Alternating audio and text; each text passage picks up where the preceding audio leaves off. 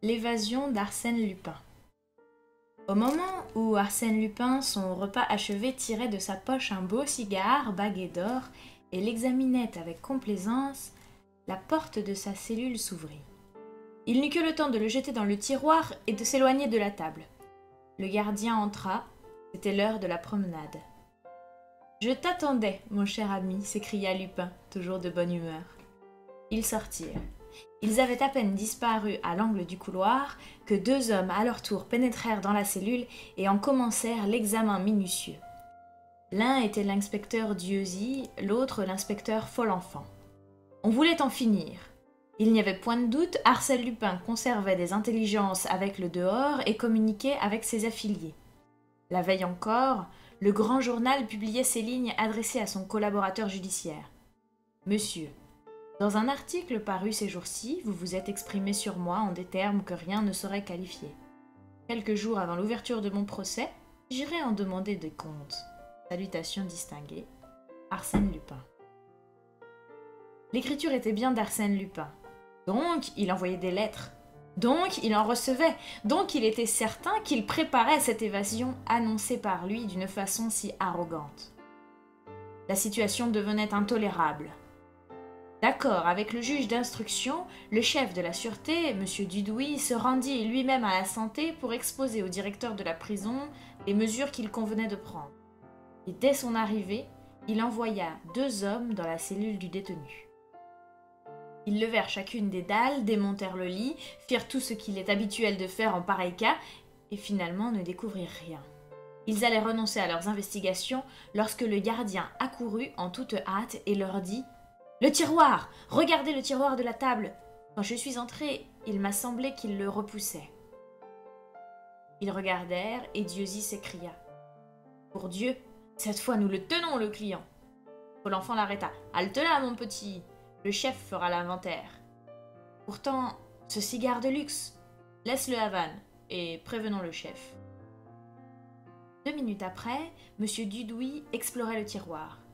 Il trouva d'abord une liasse d'articles de journaux découpés par l'Argus de la presse et qui concernaient Arsène Lupin.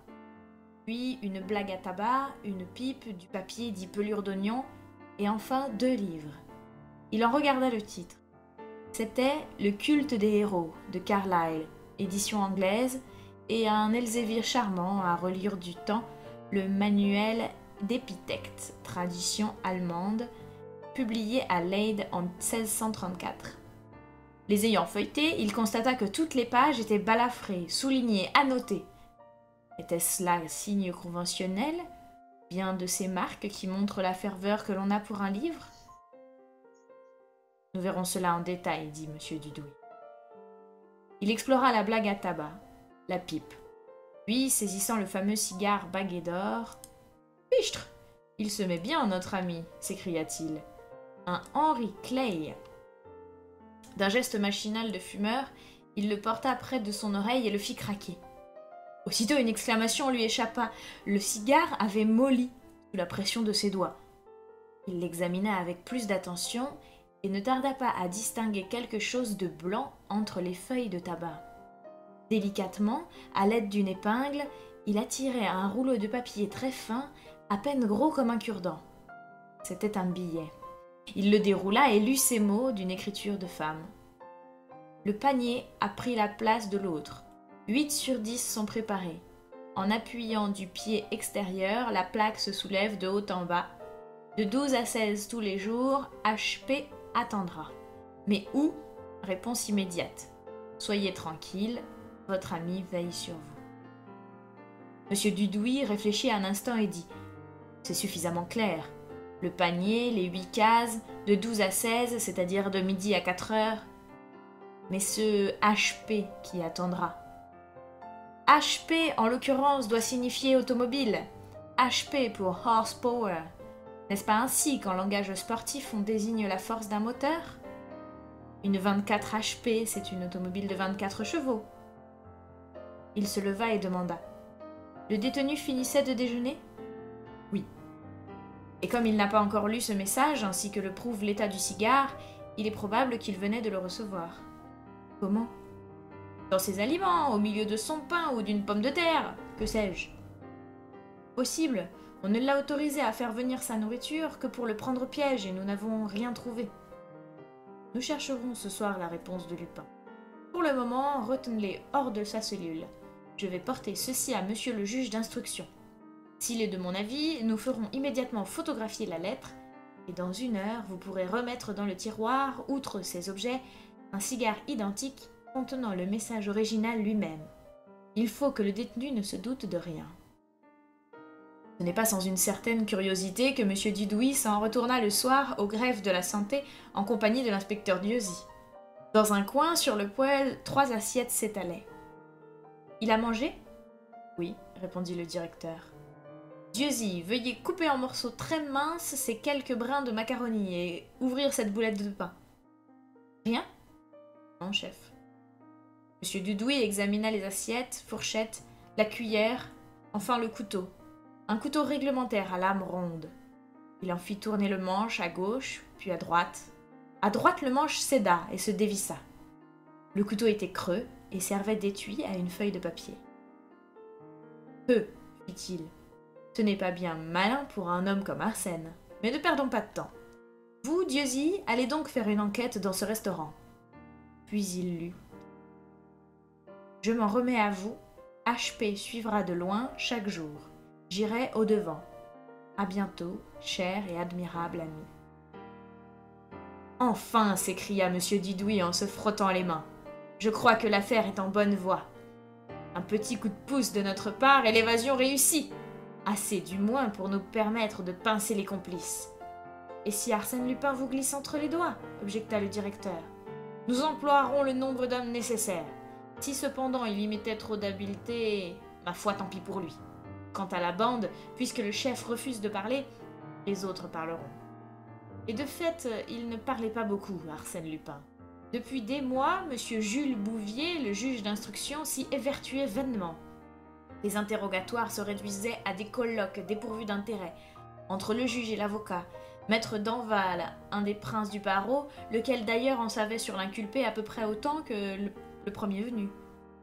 De temps à autre, par politesse, Arsène Lupin laissait tomber. « Mais oui, monsieur le juge, nous sommes d'accord. Le vol du Crédit Lyonnais, le vol de la rue de Babylone, l'émission des faux billets de banque, l'affaire des polices d'assurance, le cambriolage des châteaux d'Arménil, de Gouret, d'Humblevin, des Groseliers, du Malaquis. Tout cela, c'est votre serviteur. Alors pourriez-vous m'expliquer? Inutile, j'avoue tout en bloc, tout et même 10 fois plus que vous n'en supposez. » De guerre lasse, le juge avait suspendu ses interrogatoires fastidieux. Après avoir eu connaissance des 2 billets interceptés, il les reprit. Et régulièrement, à midi, Arsène Lupin fut amené à la santé, au dépôt, dans une voiture pénitentiaire avec un certain nombre de détenus. Ils en repartaient vers 3 ou 4 heures. Or, un après-midi, ce retour s'effectua dans des conditions particulières. Les autres détenus de la santé, n'ayant pas encore été questionnés, on décida de reconduire d'abord Arsène Lupin. Il monta donc seul dans la voiture.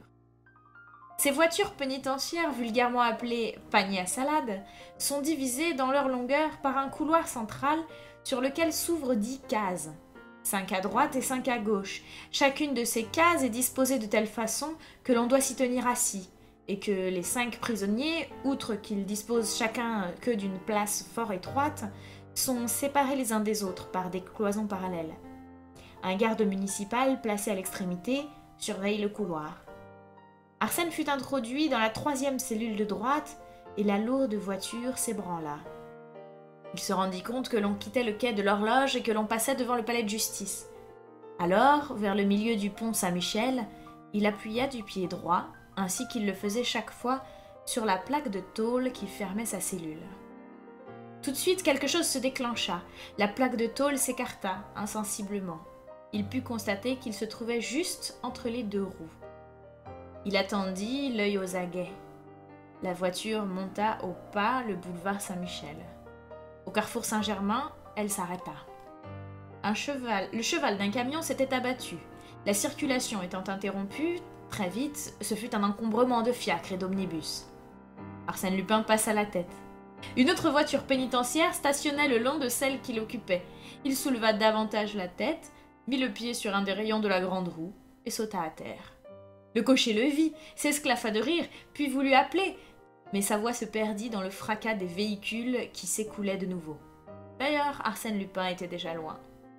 Il avait fait quelques pas en courant, mais sur le trottoir de gauche, il se retourna, jeta un regard circulaire, sembla prendre le vent comme quelqu'un qui ne sait pas trop encore quelle direction il va suivre, puis, résolu, il mit les mains dans ses poches et, de l'air insouciant d'un promeneur qui flâne, il continua de monter le boulevard.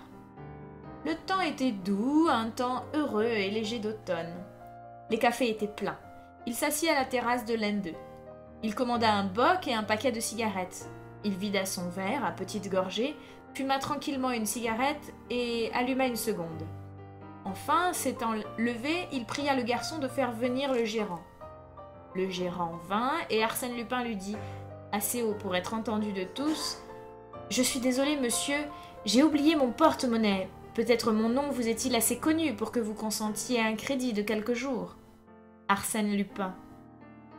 Le géant le regarda, croyant à une plaisanterie. Mais Arsène répéta « Lupin, détenu à la santé, actuellement en état d'évasion. J'ose croire que ce nom vous inspire toute confiance. » Et il s'éloigna au milieu des rires, sans que l'autre songeât à réclamer. Il traversa la rue de Soufflot en biais, prit la rue Saint-Jacques, il la suivit paisiblement, s'arrêtant aux vitrines, fumant des cigarettes. Boulevard de Port-Royal, il s'orienta, se renseigna et marcha droit vers la rue de la Santé. Les hauts murs moroses de la prison se dressèrent bientôt. Les ayant longés, il arriva près du garde municipal qui montait la faction et, retirant son chapeau, « C'est bien ici, la prison de la Santé ?»« Oui. Je désirerais regagner ma cellule. La voiture m'a laissé en route et je ne voudrais pas abuser. » Le garçon grogna. « Dites donc, l'homme, passez votre chemin et plus vite que ça. »« Pardon, c'est que mon chemin passe par cette porte.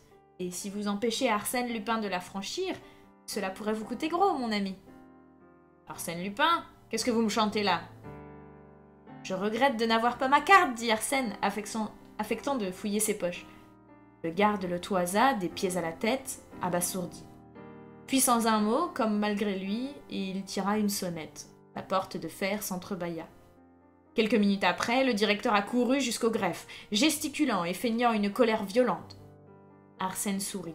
« Allons, monsieur le directeur, ne jouez pas au plus fin avec moi. Comment ? On a la précaution de me ramener seul dans la voiture, on prépare un bon petit encombrement et on s'imagine que je vais prendre mes jambes à mon cou pour rejoindre mes amis. Eh bien, et les 20 agents de la sûreté qui nous escortaient à pied, en fiacre, à bicyclette? Non, ce qu'il m'aurait arrangé. Je n'en serais pas sorti vivant. Dites donc, monsieur le directeur, c'est peut-être là-dessus que l'on comptait. » Il haussa les épaules et ajouta « Je vous en prie, monsieur le directeur, qu'on ne s'occupe pas de moi. Le jour où je voudrais m'échapper, je n'aurai besoin de personne. » Sur le lendemain, l'Écho de France, qui décidément devenait le moniteur officiel des exploits d'Arsène Lupin, on disait qu'il en était l'un des principaux commanditaires, l'Écho de France publiait les détails les plus complets sur cette tentative d'évasion. Le texte même des billets échangés entre le détenu et sa mystérieuse amie, les moyens employés pour cette correspondance, la complicité de la police, la promenade du boulevard Saint-Michel, l'incident du café Soufflot, tout était dévoilé. On savait que les recherches de l'inspecteur Dieuzy auprès des garçons de restaurant n'avaient donné aucun résultat. Et l'on apprenait en outre cette chose stupéfiante qui montrait l'infinie variété des ressources dont cet homme disposait. La voiture pénitentiaire dans laquelle on l'avait transporté était une voiture entièrement truquée, que la bande avait substituée à l'une des 6 voitures habituelles qui composent le service des prisons. L'évasion prochaine d'Arsène Lupin ne fit plus de doute pour personne. Lui-même, d'ailleurs, l'annonçait en termes catégoriques, comme le prouva sa réponse à M. Bouvier au lendemain de l'accident. Le juge, raillant son échec, il le regarda et lui dit froidement « Écoutez bien ceci, monsieur. Et croyez-moi sur parole, cette tentative d'évasion faisait partie de mon plan d'évasion. »« Je ne comprends pas, ricana le juge. »« Il est inutile que vous compreniez. » Et comme le juge, au cours de cet interrogatoire qui parut tout au long dans les colonnes de l'Écho de France, comme le juge revenait à son instruction, il s'écria d'un air de lassitude mon Dieu, à quoi bon toutes ces questions n'ont aucune importance? Comment aucune importance? Mais non, puisque je n'assisterai pas à mon procès. N'assisterai pas... Non, c'est une idée fixe, une décision irrévocable. Rien ne me fera transiger. Une telle assurance, les indiscrétions inexplicables qui se commettaient chaque jour, agaçaient et déconcertaient la justice. Il y avait là des secrets qu'Arsène Lupin était seul à connaître, et dont la divulgation, par conséquent, ne pouvait provenir que de lui. Mais dans quel but les dévoilait-il? Et comment? On changea Arsène Lupin de cellule. Un soir, il descendit à l'étage inférieur. De son côté, le juge boucla son instruction et renvoya l'affaire à la chambre des mises en accusation.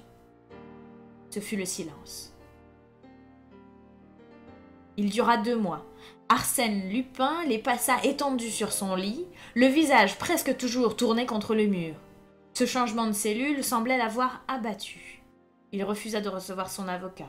À peine échangeait-il quelques mots avec les gardiens. Dans la quinzaine qui précéda son procès, il parut se ranimer. Il se plaignait du manque d'air. On le fit sortir dans la cour, le matin de très bonne heure, flanqué de 2 hommes. La curiosité publique, cependant, ne s'était pas affaiblie. Chaque jour, on avait attendu la nouvelle de son évasion. On la souhaitait presque, tellement le personnage plaisait à la foule avec sa verve, sa gaieté, sa diversité, son génie d'invention et le mystère de sa vie. Arsène Lupin devait s'évader. C'était inévitable, fatal. On s'étonnait même que cela tardât si longtemps.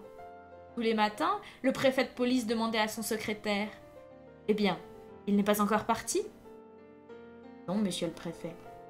Ce sera donc pour demain. » Et la veille du procès, un monsieur se présenta dans les bureaux du Grand Journal, demanda le collaborateur judiciaire, lui jeta sa carte au visage et s'éloigna rapidement. Sur la carte, ces mots étaient inscrits « Arsène Lupin tient toujours ses promesses ». C'est dans ces conditions que les débats s'ouvrirent. L'affluence y fut énorme. Personne qui ne voulut voir le fameux Lupin et ne savoura d'avance la façon dont il se jouerait du président. Avocats et magistrats, chroniqueurs et mondains, artistes et femmes du monde, le tout Paris se pressait sur les bancs de l'audience. Il pleuvait, dehors le jour était sombre. On vit mal Arsène Lupin lorsque les gardes l'eurent introduit. Cependant, son attitude lourde, la manière dont il se laissa tomber à sa place, son immobilité indifférente et passive, ne prévinrent pas en sa faveur. Plusieurs fois, son avocat, un des secrétaires de Madame Danval, celui-ci ayant jugé indigne de lui le rôle auquel il était réduit, plusieurs fois son avocat lui adressa la parole. Il hochait la tête et se taisait. Le greffier lut l'acte d'accusation, puis le président prononça « Accusé, levez-vous. Votre nom, prénom, âge et profession. » Ne recevant pas de réponse, il répéta « Votre nom. Je vous demande votre nom. » Une voix épaisse et fatiguée articula « Baudru. Désiré. » Il y eut des murmures, mais le président repartit. « Baudru, Désiré. Ah, bien, un nouvel avatar. Comme c'est à peu près le 8e nom auquel vous prétendez, et qu'il est sans doute aussi imaginaire que les autres, nous nous en tiendrons, si vous le voulez bien, à celui d'Arsène Lupin, sous lequel vous êtes le plus avantageusement connu. » Le président consulta ses notes et reprit. « Car, malgré toutes les recherches, il a été impossible de reconstituer votre identité. Vous présentez ce cas, assez original dans notre société moderne, de n'avoir point de passé. Nous ne savons qui vous êtes, d'où vous venez, où s'est écoulée votre enfance, bref, rien. Vous jaillissez, tout d'un coup, il y a 3 ans, on ne sait au juste de quel milieu, pour vous révéler, tout d'un coup, Arsène Lupin, c'est-à-dire un composé bizarre d'intelligence et de perversion, d'immoralité et de générosité. Les données que nous avons sur vous avant cette époque sont plutôt des suppositions. Il est probable que le dénommé Rosta, qui travailla il y a 8 ans aux côtés du prestidigitateur Dixon, n'était autre qu'Arsène Lupin. Il est probable que l'étudiant russe qui fréquenta il y a 6 ans le laboratoire du docteur Altier à l'hôpital Saint-Louis et qui souvent surprit le maître par l'ingéniosité de ses hypothèses sur la bactériologie et la hardiesse de ses expériences dans les maladies de la peau, n'était autre qu'Arsène Lupin. Arsène Lupin également, le professeur de lutte japonaise qui s'établit à Paris bien avant qu'on y parlât de jujitsu. Arsène Lupin, croyons-nous, le coureur cycliste qui gagna le grand prix de l'exposition, toucha ses 10 000 francs et ne reparut plus. Arsène Lupin peut-être aussi, celui qui sauva tant de gens dans la petite lucarne du bazar de la Charité et les dévalisa. Et après une pause, le président conclut. Telle est cette époque qui semble n'avoir été qu'une préparation minutieuse à la lutte que vous avez entreprise contre la société. Un apprentissage méthodique où vous portiez au plus haut point votre force, votre énergie et votre adresse. Reconnaissez-vous l'exactitude de ces faits? Pendant le discours, l'accusé s'était balancé d'une jambe sur l'autre, le dos rond, les bras inertes. Sous la lumière la plus vive, on remarqua son extrême maigreur, ses joues creuses, ses pommettes étrangement saillantes, son visage couleur de terre, marbré de petites plaques rouges et encadré d'une barbe inégale et rare. La prison l'avait considérablement vieilli et flétri.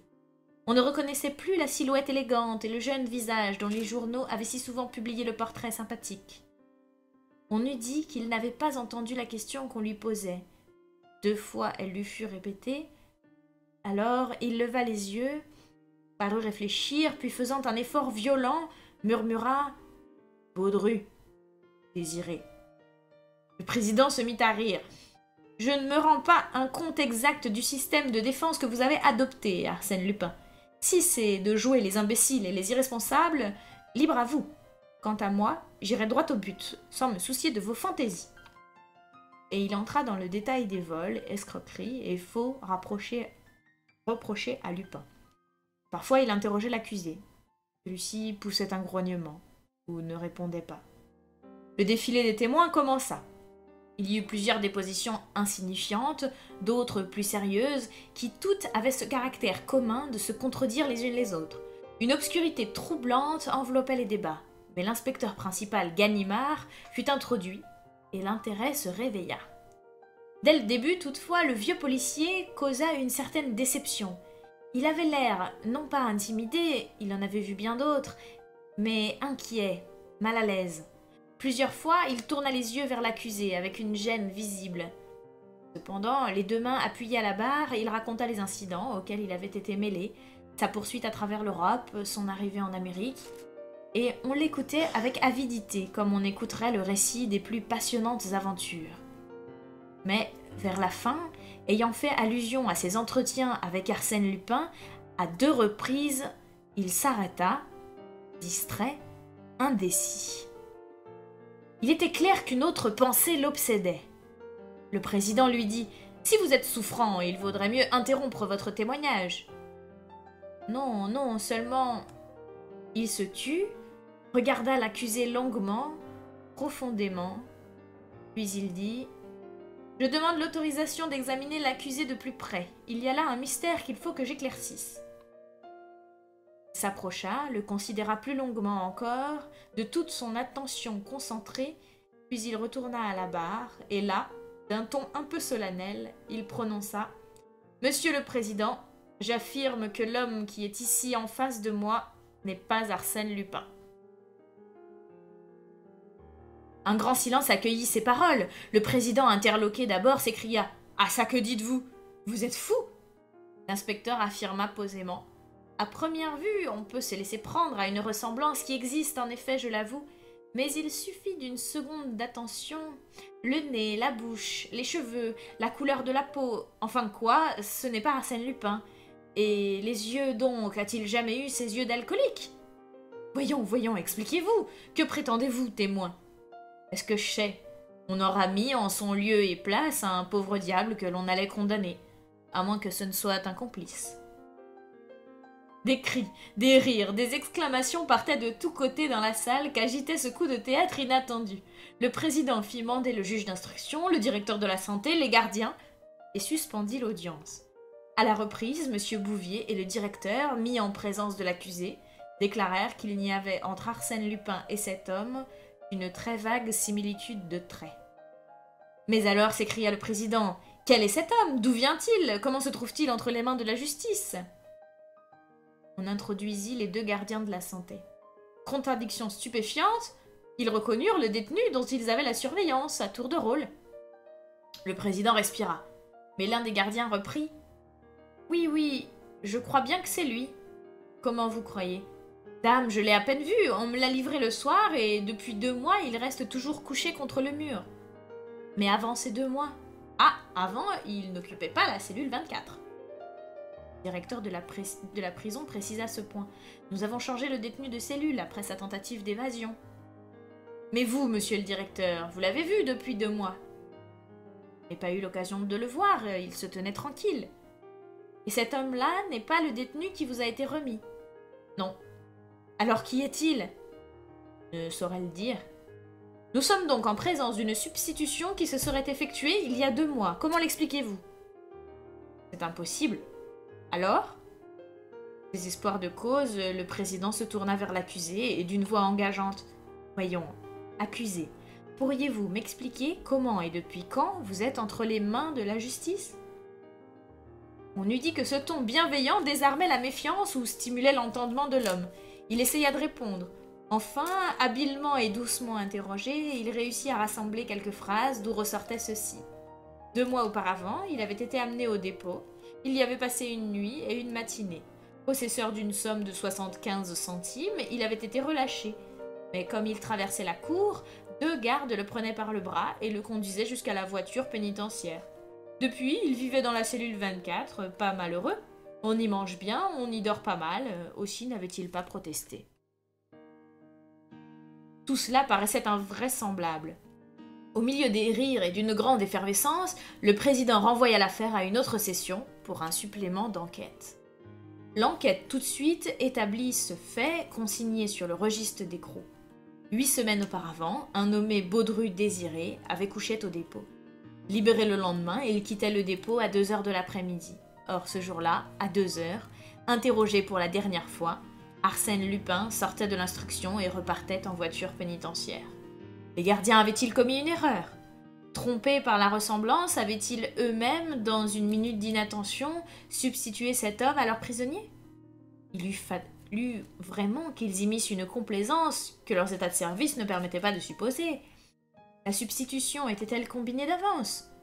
Outre que la disposition des lieux rendait la chose presque irréalisable, il eût été nécessaire en ce cas que Baudru fût un complice et qu'il se fût fait arrêter dans le but précis de prendre la place d'Arsène Lupin.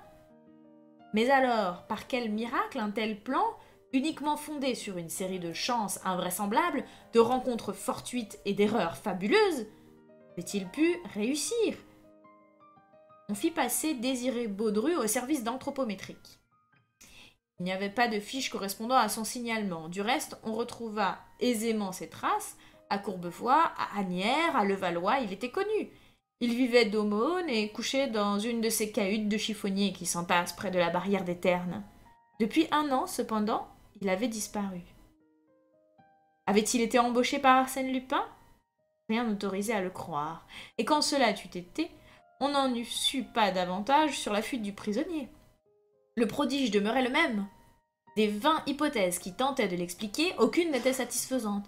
L'évasion seule ne faisait pas de doute. Et une évasion incompréhensible, impressionnante, où le public, de même que la justice, sentait l'effort d'une longue préparation, un ensemble d'actes merveilleusement enchevêtrés les uns dans les autres, et dont le dénouement justifiait l'orgueilleuse prédiction d'Arsène Lupin, je n'assisterai pas à mon procès.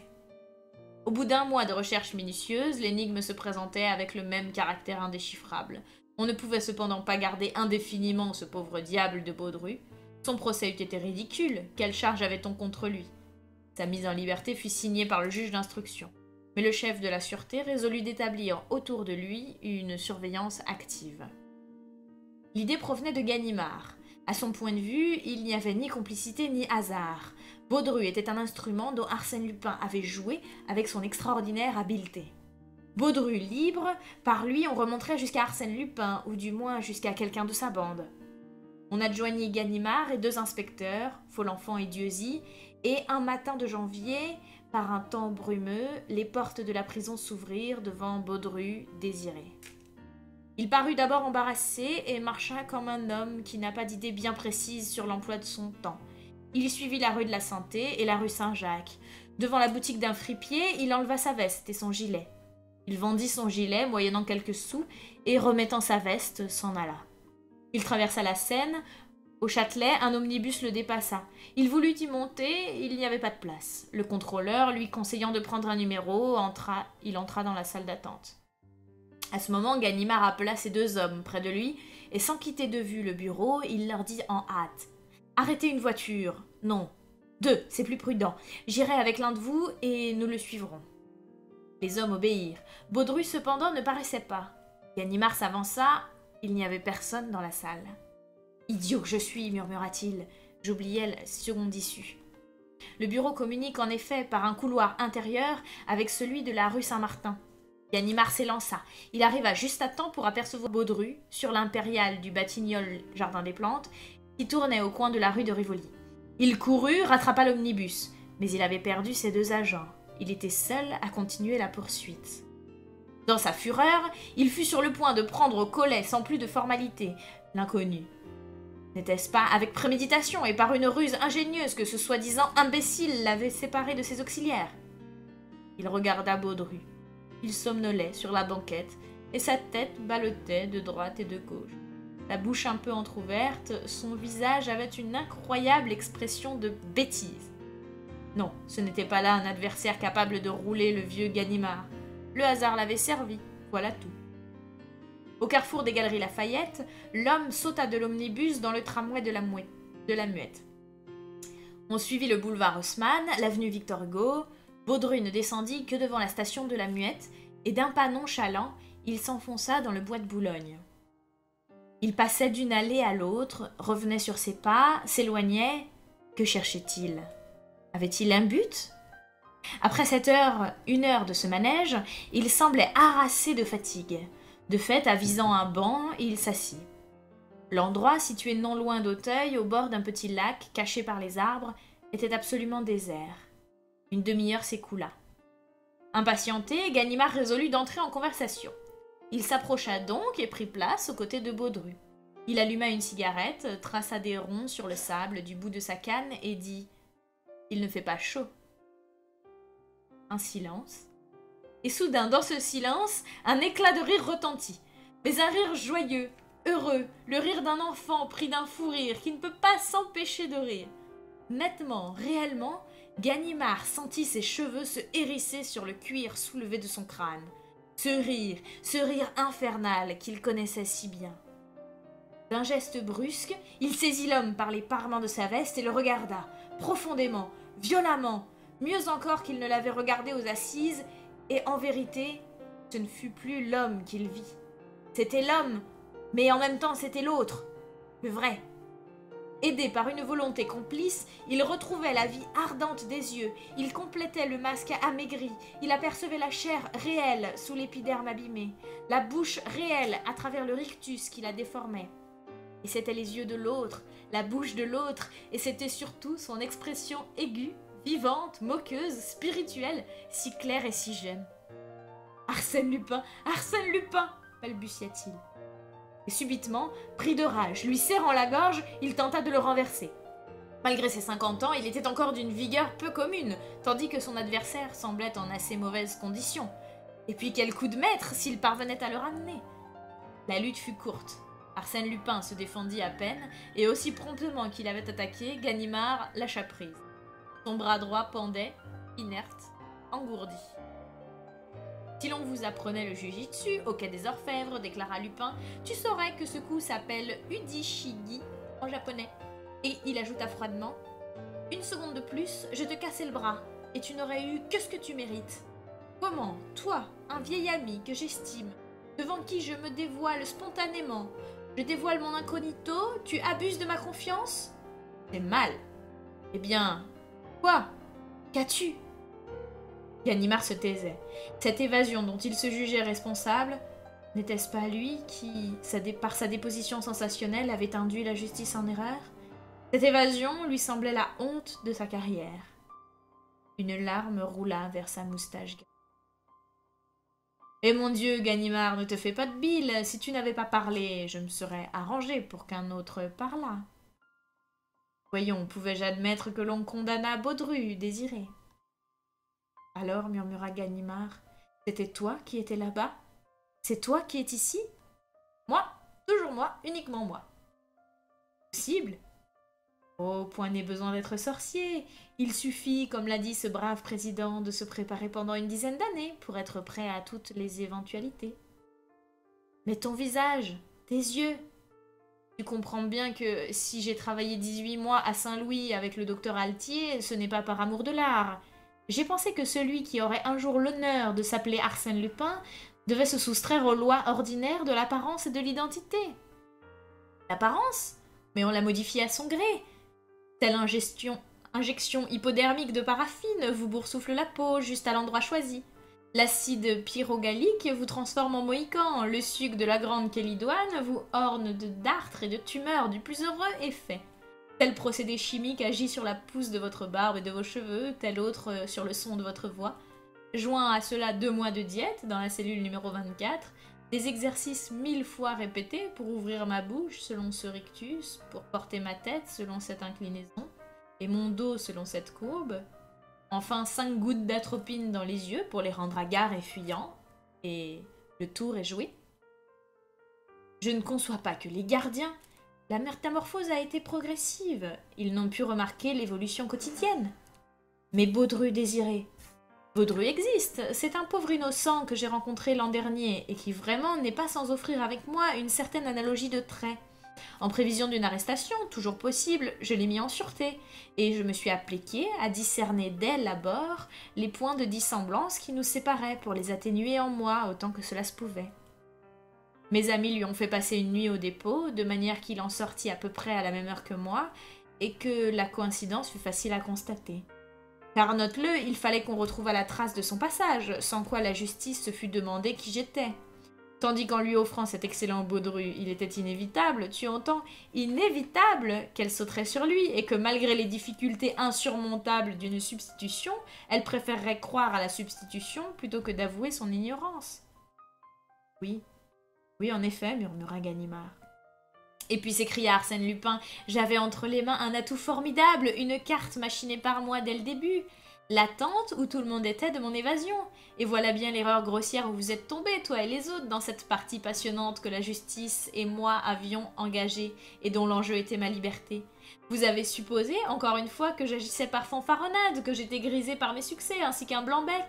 Moi, Arsène Lupin, une telle faiblesse. Et pas plus que dans l'affaire Cahorn, vous ne vous êtes dit, du moment qu'Arsène Lupin écrit sur les toits qu'il s'évadera, c'est qu'il a des raisons qui l'obligent à le crier. Mais sapristi comprend donc que, pour m'évader, sans m'évader, il fallait que l'on crût d'avance à cette évasion, et que ce fût un article de foi, une conviction absolue, une vérité éclatante comme le soleil. Et cela fut de par ma volonté. Arsène Lupin s'évaderait, Arsène Lupin n'assisterait pas à son procès, et quand tu t'es levé pour dire « cet homme n'est pas Arsène Lupin », il eût été surnaturel que tout le monde ne crût pas immédiatement que je n'étais pas Arsène Lupin, qu'une seule personne doutât, qu'une seule émit cette simple restriction. Et si c'était Arsène Lupin, à la minute même j'étais perdu. Il suffisait de se pencher vers moi, non pas avec l'idée que je n'étais pas Arsène Lupin comme tu l'as fait, toi et les autres, mais avec l'idée que je pouvais être Arsène Lupin. Et malgré toutes mes précautions, on me reconnaissait. Mais j'étais tranquille. Logiquement, psychologiquement, personne ne pouvait avoir cette simple petite idée. Il saisit tout à coup la main de Ganimard. « Voyons, Ganimard, avoue que, 8 jours après notre entrevue dans la prison de la Santé, tu m'as attendu à 4 heures chez toi, comme je t'en avais prié. »« Et ta voiture pénitentiaire, dit Ganimard, évitant de répondre. »« Du bluff ! Ce sont mes amis qui ont rafistolé et substitué cette ancienne voiture hors d'usage et qui voulaient tenter le coup. Mais je le savais impraticable, sans un concours de circonstances exceptionnel. Seulement, j'ai trouvé utile de parachever cette tentative d'évasion et lui donner la plus grande publicité.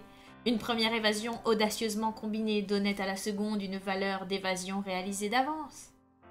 De sorte que le cigare, creusé par moi, ainsi que le couteau. Et les billets, écrits par moi. Et la mystérieuse correspondante, elle et moi ne faisons qu'un. J'ai toutes les écritures à volonté. Ganimard réfléchit un instant et objecta. Comment se peut-il qu'au service d'anthropométrie, quand on a pris la fiche de Baudru, on ne se soit pas aperçu qu'elle coïncidait avec celle d'Arsène Lupin? Mais la fiche d'Arsène Lupin n'existe pas. Allons donc. Du moins, elle est fausse. C'est une question que j'ai beaucoup étudiée. Le système Bertillon comporte d'abord le signalement visuel, et tu vois qu'il n'est pas infaillible. Et ensuite le signalement par mesure. Mesure de la tête, des doigts, des oreilles. Là par contre, rien à faire. Alors il a fallu payer. Avant même mon retour d'Amérique, un des employés du service acceptait tant pour inscrire une fausse mesure au début de ma mensuration. Et c'est suffisant pour que tout le système dévie et qu'une fiche s'oriente vers une case diamétralement opposée de la case où elle devait aboutir. La fiche Baudru ne devait donc pas coïncider avec la fiche Arsène. Il y eut un silence, puis Ganimard demanda « Et maintenant, que vas-tu faire ?» « Maintenant, s'exclama Lupin, je vais me reposer, suivre un régime de suralimentation et peu à peu redevenir moi. C'était très bien d'être Baudru ou tel autre, de changer de personnalité comme de chemise et de choisir son apparence, sa voix, son regard, son écriture, mais il arrive que on ne se reconnaît plus dans tout cela et c'est fort triste. Actuellement, j'éprouve ce que devrait éprouver l'homme qui a perdu son ombre. Je vais me chercher et me retrouver. Il se promena de long en large, un peu d'obscurité se mêlait à la lueur du jour. Il s'arrêta devant Ganimard. « Nous n'avons plus rien à nous dire, je crois. »« Si, répondit l'inspecteur, je voudrais savoir si tu révéleras la vérité sur ton évasion. L'erreur que j'ai commise... Oh, personne ne saura jamais que c'est Arsène Lupin qui a été relâché. J'ai trop d'intérêt à accumuler autour de moi les ténèbres les plus mystérieuses pour ne pas laisser à cette évasion son caractère presque miraculeux. Aussi ne crains rien, mon ami. Et adieu. Je dîne en ville ce soir et je n'ai que le temps de m'habiller. Je te croyais si désireux de repos. Hélas, il y a des obligations mondaines auxquelles on ne peut se soustraire. Le repos commencera demain. Et où dînes-tu? À l'ambassade d'Angleterre.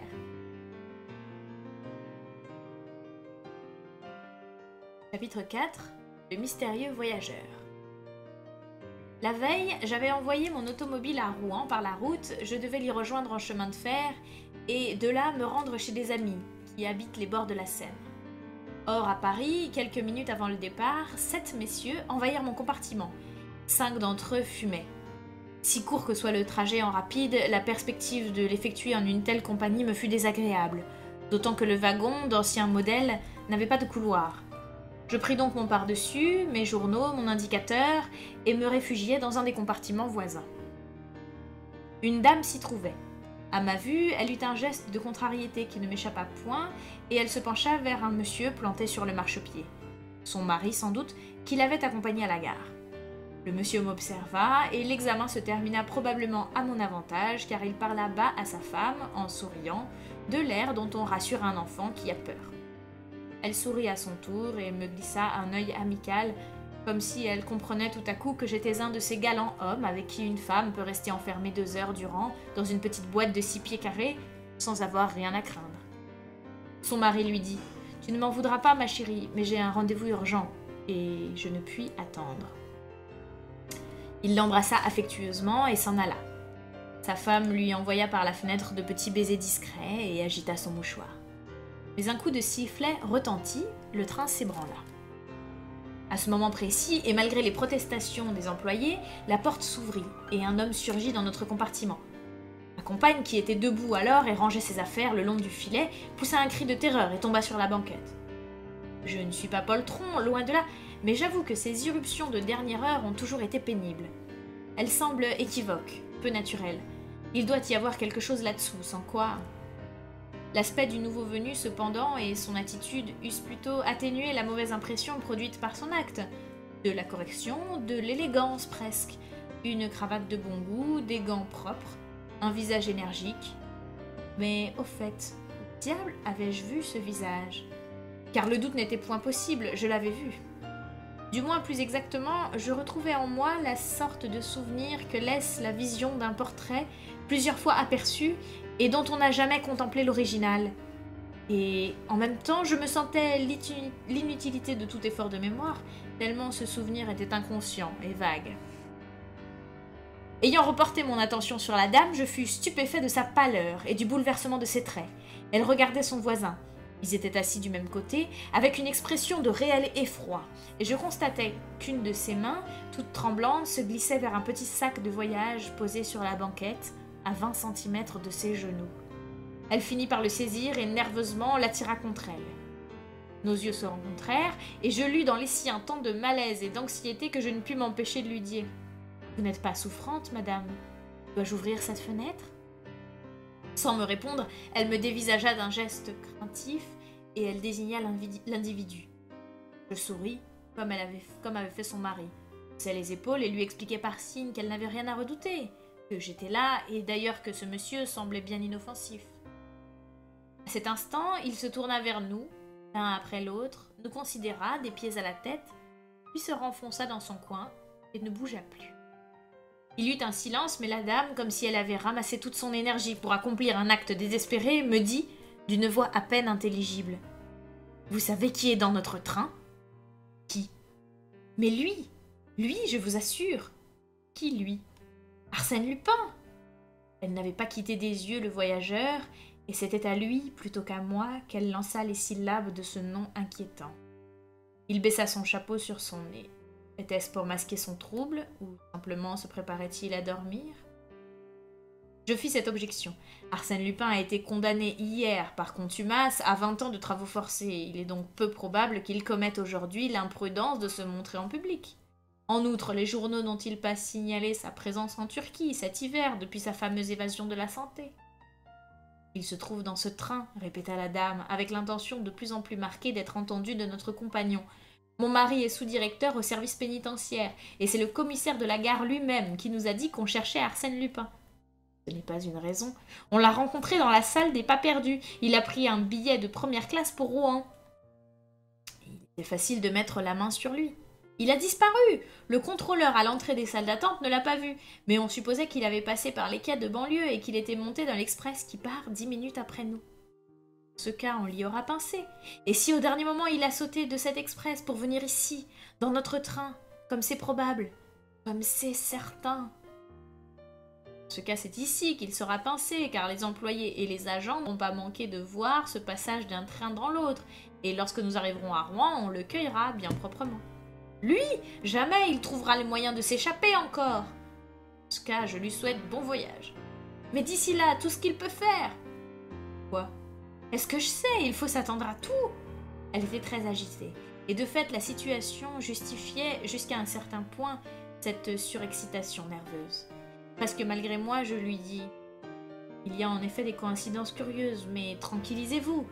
En admettant qu'Arsène Lupin soit dans un de ces wagons, il s'y tiendra bien sage, et plutôt que de s'attirer de nouveau des ennuis, il n'aura pas d'autre idée que d'éviter le péril qui le menace. » Mes paroles ne la rassurèrent point. Cependant elle se tut, craignant sans doute d'être indiscrète. Moi je dépliai les journaux et lus les comptes rendus du procès d'Arsène Lupin. Comme ils ne contenaient rien que l'on ne connût déjà, ils ne m'intéressèrent que médiocrement. En outre, j'étais fatiguée, j'avais mal dormi, je sentis mes paupières s'alourdir et ma tête s'incliner. « Mais monsieur, vous n'allez pas dormir ?» La dame m'arrachait mes journaux et me regardait avec indignation. « Évidemment non, répondis-je, je n'en ai aucune envie. »« Ce serait de la dernière imprudence, me dit-elle. »« De la dernière, répétai-je. Et je luttais énergiquement en m'accrochant au paysage, aux nuées qui rayaient le ciel, et bientôt tout cela se brouilla dans l'espace, l'image de la dame agitée et du monsieur assoupi s'effaça dans mon esprit, et ce fut en moi le grand, le profond silence du sommeil. Des rêves inconsistants et légers, bientôt, l'agrémentèrent d'un être qui jouait le rôle et portait le nom d'Arsène Lupin, y tenait une certaine place. Il évoluait à l'horizon, le dos chargé d'objets précieux, traversait les murs, démeublait les châteaux. Mais la silhouette de cet être, qui n'était d'ailleurs plus Arsène Lupin, se précisa. Il venait vers moi, devenait de plus en plus grand, sautait dans le wagon avec une incroyable agilité et retombait en plein sur ma poitrine. Une vive douleur, un cri déchirant. Je me réveillai, l'homme, le voyageur, un genou sur ma poitrine, me serrait à la gorge. Je vis cela très vaguement car mes yeux étaient injectés de sang. Je vis aussi la dame qui se convulsait dans son coin, en proie à une attaque de nerfs. Je n'essayais même pas de résister, d'ailleurs je n'en aurais pas eu la force. Mes tempes bourdonnaient, je suffoquais, je râlais. 1 minute encore et c'était l'asphyxie. L'homme dut le sentir, il relâcha son étreinte. Sans s'écarter, de la main droite, il tendit une corde où il avait préparé un nœud coulant et d'un geste sec, il me lia les 2 poignets. En un instant, je fus garottée, bâillonnée, immobilisée. et il accomplit cette besogne de la façon la plus naturelle du monde, avec une aisance où se révélait le savoir d'un maître, d'un professionnel du vol et du crime. Pas un mot, pas un mouvement fébrile, du sang-froid, de l'audace. Et j'étais là, sur la banquette, ficelée comme une momie, moi, Arsène Lupin. En vérité, il y avait de quoi rire, et malgré la gravité des circonstances, je n'étais pas sans apprécier tout ce que la situation comportait d'ironique et de savoureux. Arsène Lupin, roulé comme un novice, dévalisé comme le premier venu, car bien entendu le bandit m'allégeait de ma bourse et de mon portefeuille. Arsène Lupin, victime à son tour, dupé, vaincu. Quelle aventure! Restait la dame. Il n'y prêta même pas attention. Il se contenta de ramasser la petite sacoche qui gisait sur le tapis et d'en extraire les bijoux, porte-monnaie, bibelots d'or et d'argent qu'elle contenait. La dame ouvrit un œil, tressaillit d'épouvante, ôta ses bagues et les tendit à l'homme, comme si elle avait voulu lui épargner tout effort inutile. Il prit les bagues et la regarda. Elle s'évanouit. Alors, toujours silencieux et tranquille, sans plus s'occuper de nous, il regagna sa place, alluma une cigarette et se livra à un examen profond des trésors qu'il avait conquis. Examen qui parut le satisfaire entièrement. J'étais beaucoup moins satisfait. Je ne parle pas des 12 000 francs dont il m'avait indûment dépouillé. C'était un dommage que je n'acceptais que momentanément, et comptais bien que ces 12 000 francs rentreraient en ma possession dans le plus bref délai, ainsi que les papiers fort importants que renfermait mon portefeuille. Projets, devis, adresses, liste de correspondants, lettres compromettantes. Mais pour le moment, un souci plus immédiat et plus sérieux me tracassait. Qu'allait-il se produire ? Comme bien l'on pense, l'agitation causée par mon passage à travers la gare de Saint-Lazare n'avait pas échappé. Invité chez des amis que je fréquentais sous le nom de Guillaume Berlat, et pour qui ma ressemblance avec Arsène Lupin était un sujet de plaisanterie affectueuse, je n'avais pu me grimer à ma guise, et ma présence avait été signalée. En outre, on avait vu un homme se précipiter dans l'express dans le rapide. Qui était cet homme, sinon Arsène Lupin? Donc inévitablement, fatalement, le commissaire de police de Rouen, prévenu par télégramme et assisté d'un nombre respectable d'agents, se trouverait à l'arrivée du train, interrogerait les voyageurs suspects et procéderait à une revue minutieuse des wagons. Tout cela, je le prévoyais, et je ne m'en étais pas trop ému. Certain que la police de Rouen ne serait pas plus perspicace que celle de Paris, et que je saurais bien passer inaperçu, ne me suffirait-il pas à la sortie de montrer négligemment ma carte de député, à laquelle avait déjà inspiré toute confiance au contrôleur de Saint-Lazare? Mais combien les choses avaient changé, je n'étais plus libre. Impossible de tenter un de mes coups habituels. Dans un des wagons, le commissaire découvrirait le sieur Arsène Lupin qu'un hasard propice lui envoyait, pieds et poings liés, docile comme un agneau, empaqueté, tout préparé. Il n'aurait qu'à en prendre livraison comme on reçoit un colis postal qui vous est adressé en gare, bourriche de gibier ou panier de fruits de légumes. Et pour éviter ce fâcheux dénouement, que pouvais-je entortiller dans mes bandelettes? Le rapide filait vers Rouen, unique et prochaine station, brûlait Vernon, Saint-Pierre.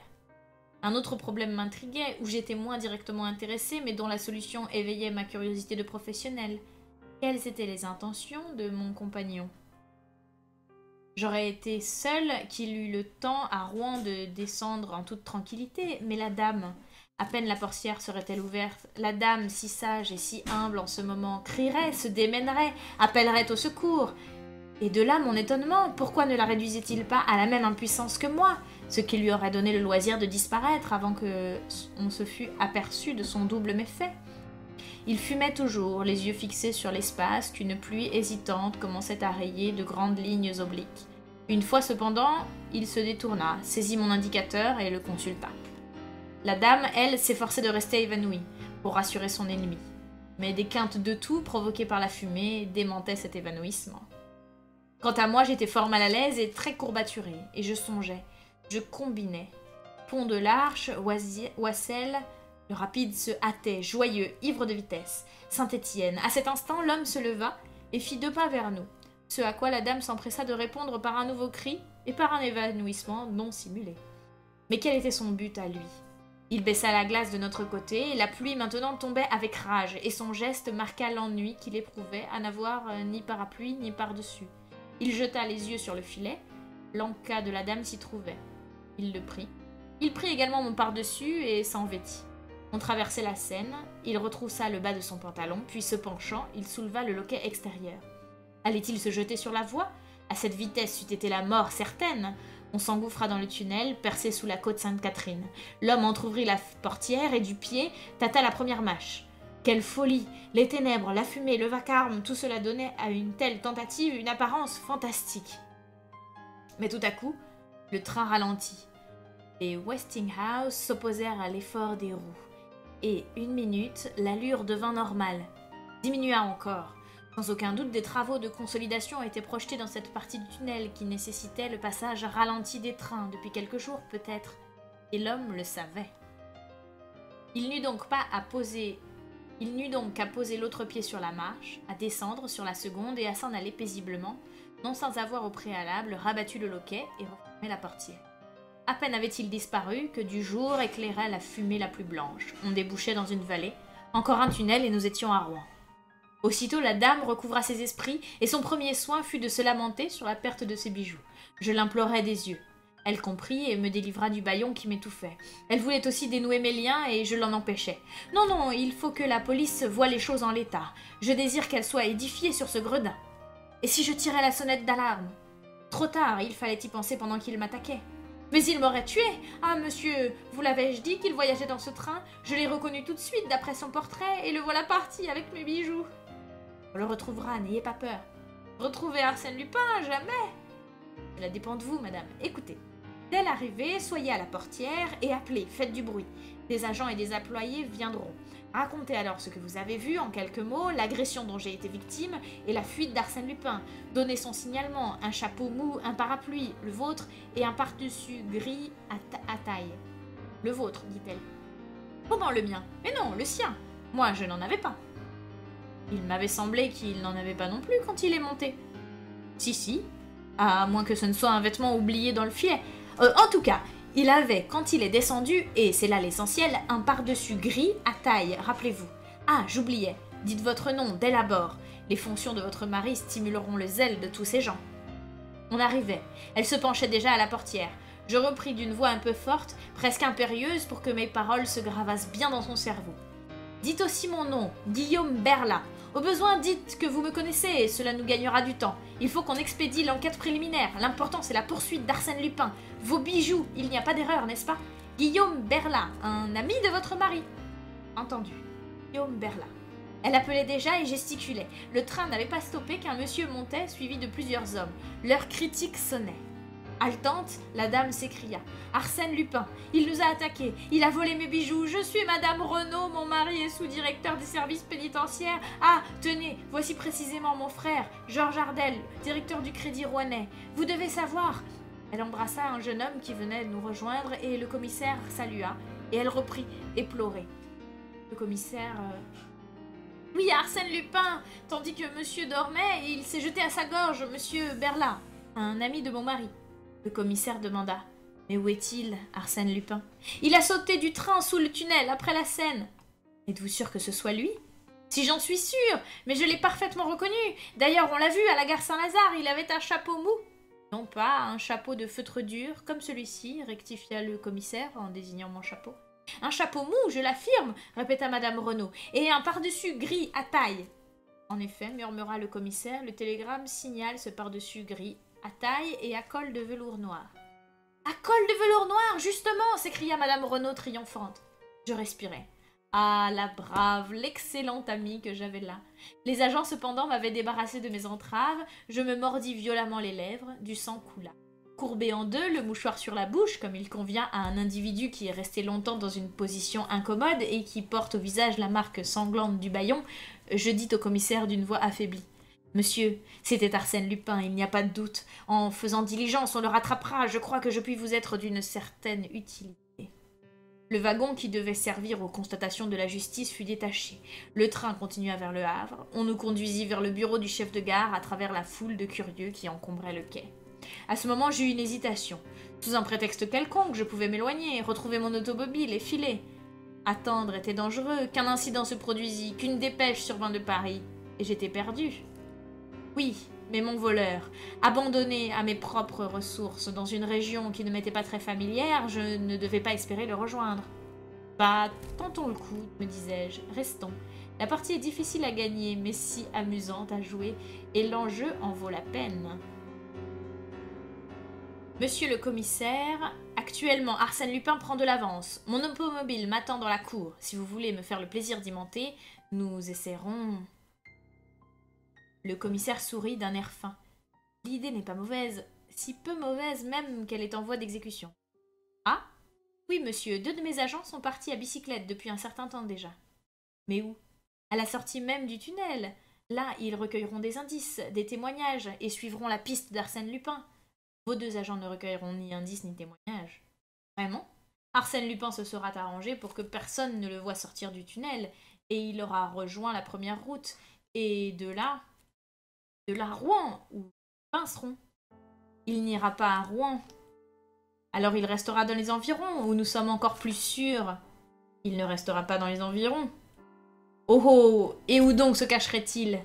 Je tirai ma montre. À l'heure présente, Arsène Lupin rôde autour de la gare de Darnétal. À 10h50, c'est-à-dire dans 22 minutes, il prendra le train qui va de Rouen, gare du Nord, à Amiens. Vous croyez? Et comment le savez-vous? Oh, c'est bien simple, dans le compartiment, Arsène Lupin a consulté mon indicateur. Pour quelle raison? Y avait-il non loin de l'endroit où il a disparu une autre ligne, une gare sur cette ligne et un train s'arrêtant à cette gare? À mon tour, je viens de consulter l'indicateur, et il m'a renseigné. En vérité, monsieur, dit le commissaire, c'est merveilleusement déduit, quelle compétence!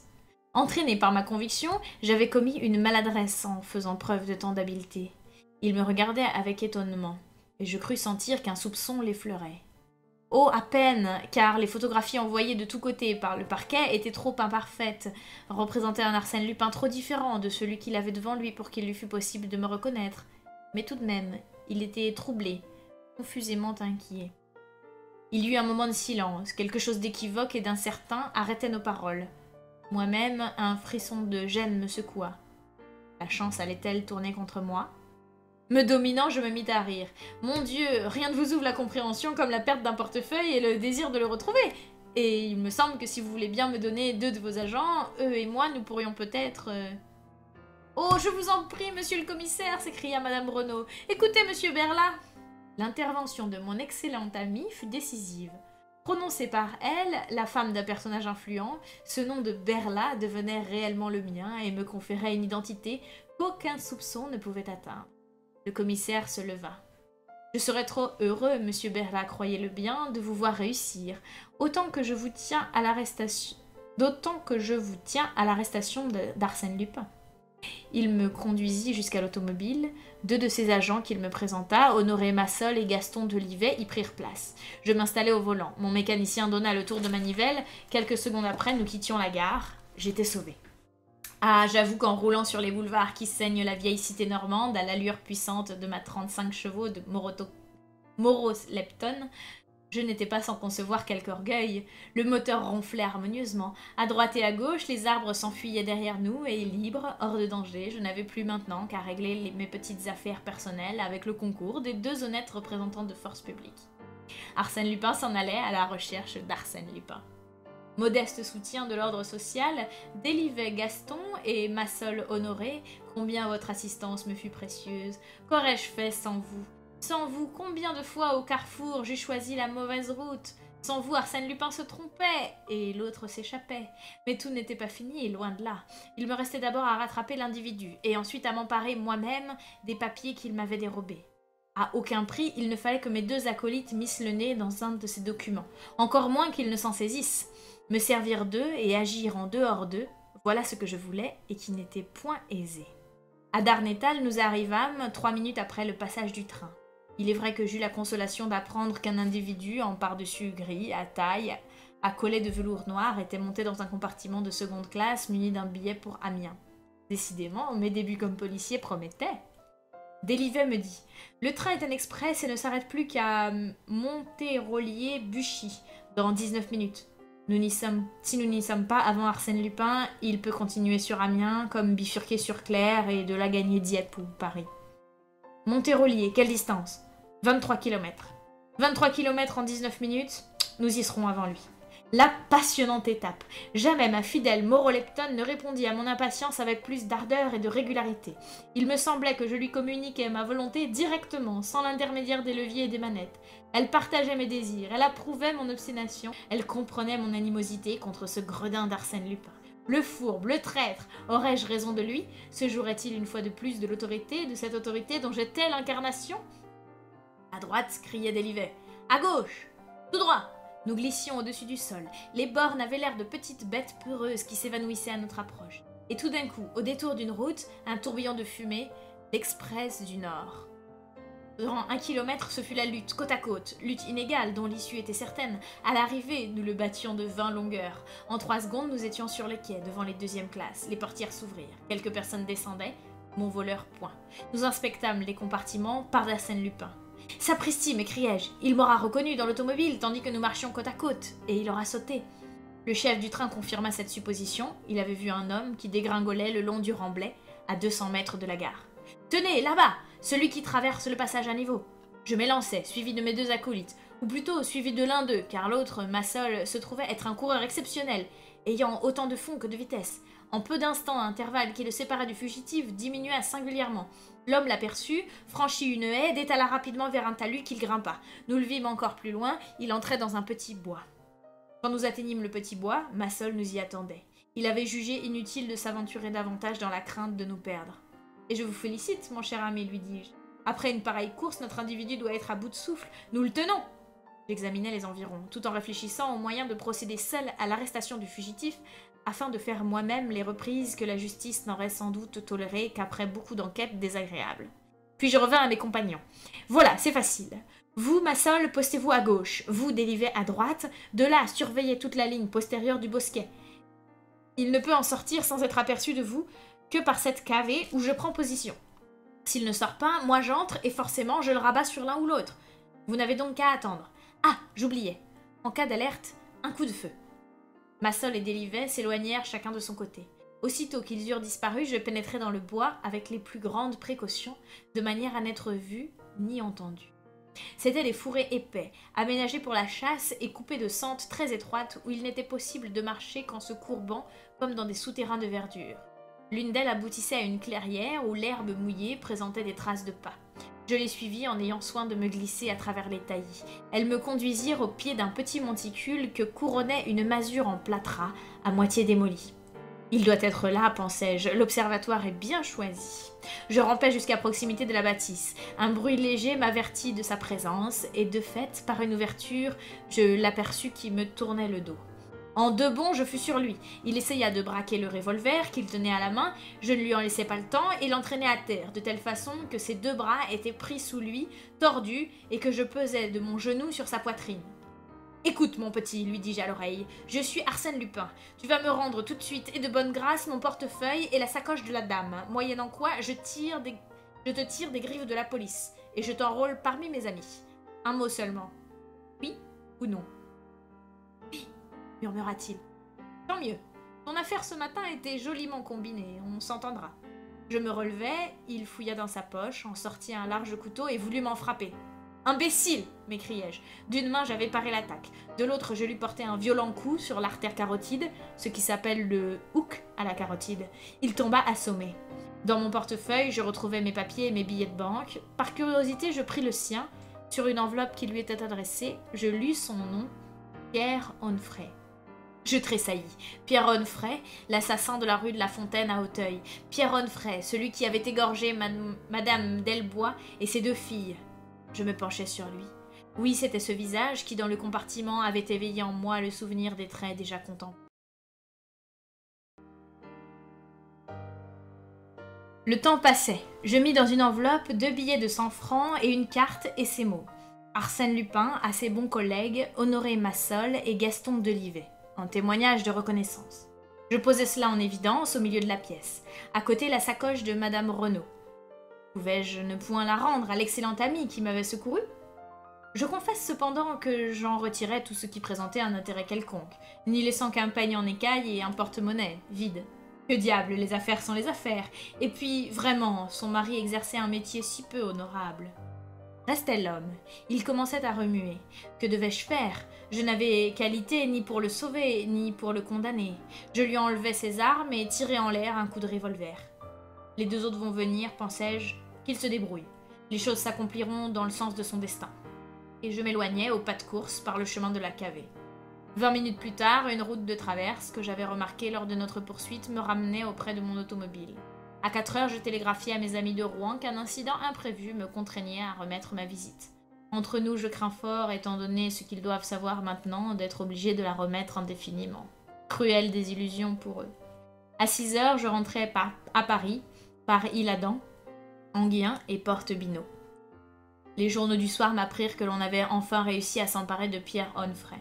Le lendemain, ne dédaignant point les avantages d'une intelligente réclame, l'Écho de France publiait cet entrefilet sensationnel. Hier, aux environs de Buchy, après de nombreux incidents, Arsène Lupin a opéré l'arrestation de Pierre Onfray. L'assassin de la rue La Fontaine venait de dévaliser sur la ligne de Paris au Havre Madame Renaud, la femme du sous-directeur des services pénitentiaires. Arsène Lupin a restitué à Madame Renaud la sacoche qui contenait ses bijoux et a récompensé généreusement les 2 agents de la sûreté qui l'avaient aidé au cours de cette dramatique arrestation.